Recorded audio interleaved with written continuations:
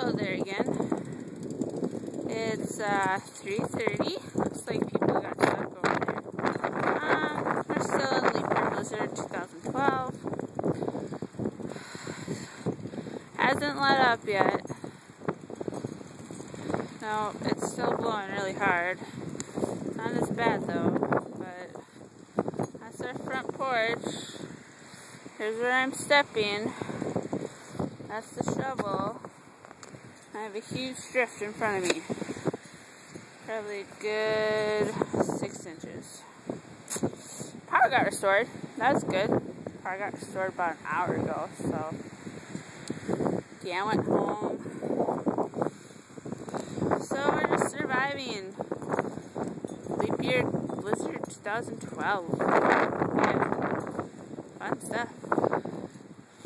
Fun stuff. Look at that snow. I guess it's going to continue all night, I guess, but hopefully I can go to work in the morning. We'll see. Everybody's kind of getting out, trying to get cleared out. It's my neighbor in the background if you don't hear it. Trying to get a snowblower started. It smells like horrible. Anyway, that's update number 2. Maybe I'll update again. Who knows? Bye!